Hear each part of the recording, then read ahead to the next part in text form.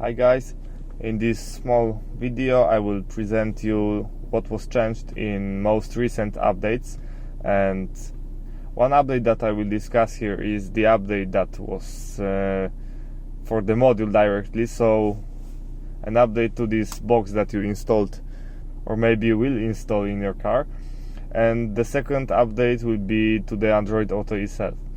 So starting from the second thing, Android Auto update is an update that was done directly on your phone. So if you updated Android Auto application on your phone, you will have a slightly different view. Actually, I think that everything got better. Now it is more stable and it is easier to use, and it got some cool features. As you can see, right now it looks pretty normal, apart from the fact that the menu on the bottom got changed. But when you click this button, you can see that you've got a split screen. So I have Spotify on the right and Google Maps on the left. It became more similar to CarPlay because it had such functionality before Android Auto. Nothing really changed in here. You've got the same menu. So actually, apart from these visual updates and some stability fixes, it is more or less the same. So now, as I've already discussed the changes in Android Auto, let's move on to the module updates. So the first and probably the most important thing is that you see the air condition display on the screen. If you change something on the panel that is related to the air condition, you will see that on the screen. That is a really cool feature, and not every button is supported, but most of it works. Actually, the most important things works. So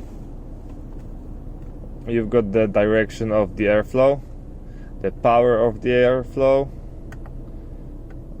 the automatic control or manual, the airflow from the outside and inside control, the temperature. AC button does not work, as you can see. If you've got the windshield that is electrically heated, it will also not work. And of course, by not work, I mean that it is not displayed on the display. It works, of course, in your car. So the electric heating does not show up on the screen, but the airflow directed onto the windshield does work. Similar situation goes with electric heating on the back. It does not show up on the screen. Electric control of the seat heating is also not shown up. So basically, most of the things are present on the display, but not every. I think it's not a big deal. Anyway, the fact that you can see the temperature is probably the most important thing. When it comes to further changes, there are some difference in other buttons. So MyCar started to work, and it works this way. You press MyCar and it switches automatically to the original Volvo system, and when you press it back, you are redirected back to the CarPlay module. And it is also a bit buggy, because when you click that and exit and click MyCar again, you are redirected to CarPlay, and when you press MyCar again, you are redirected to the module. So actually, you cannot turn on MyCar. You have to switch back using the exit here on the steering wheel, and then you can press MyCar. So that's a small bug. I believe it shouldn't work this way, but anyway, the update was good in my opinion, because MyCar is accessible quicker now. You have to just remember to not press exit but MyCar again. So that's the small thing. Okay, so what are other things that were introduced in here? As you can see, my engine is turned on, and in the previous version of the module, the sound and the whole module actually would turn off when I turn off the engine. So I turned it off, and as you can see, the module is still working. The sound will still work, everything will still work. So that's the difference. The module would turn off when I open the door. So it works the same way as the original Volvo system would work.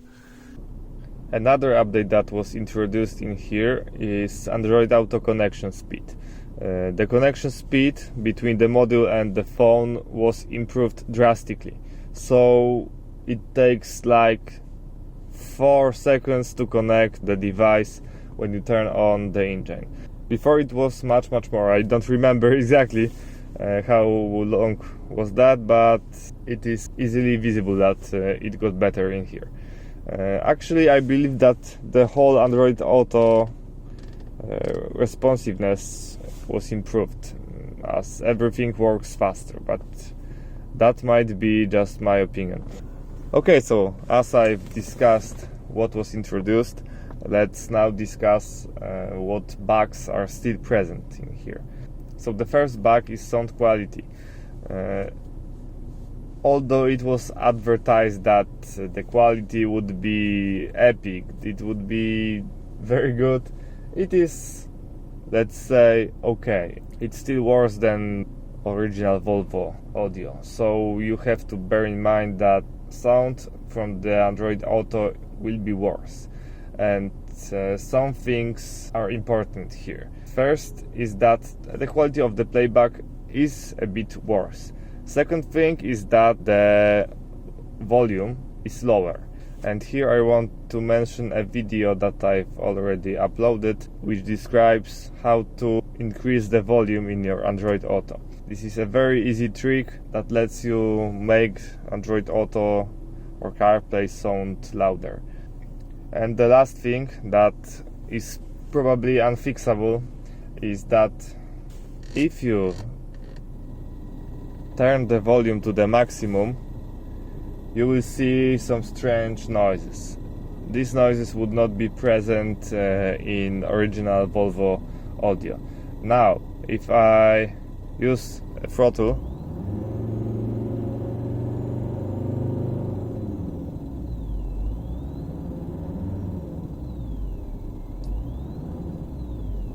you will probably hear some pitching noises. So this is probably some electromagnetic interference or something similar, and this cannot be fixed without some physical operations, and I don't know how to do that. The creators of this module tried to do some filtering, but it wasn't working the correct way, so probably we will have to live with that. It is not a very big problem because you usually don't listen to music on the maximum volume. Anyway, you will hear some noises when you use your throttle on the high volume. So I just want to say you how it is. The second bug that I want to show you is the bug with a reverse camera. So if you have an original camera, it's not a problem for you, because when I move to reverse, I see all the warnings that are on the screen. I just moved a bit so that you can hear the sound. Now, when I change that to the camera that could be connected to this module,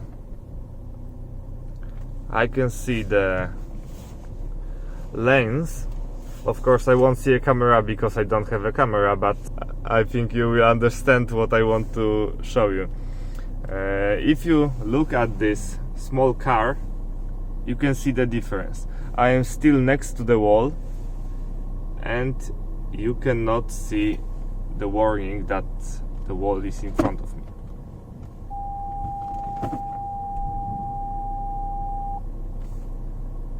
So this is kind of a problem for people who have aftermarket cameras.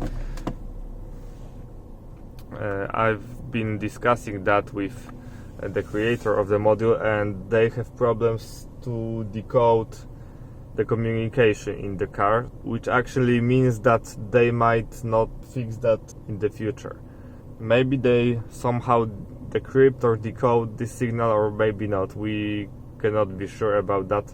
So I am informing you about it. If you want to have a camera, or you already have, and the camera is not original from Volvo, you will probably have troubles with that. So I think that would be all for this video. If you have any questions related to the module or the Android Auto, feel free to ask me in the comments.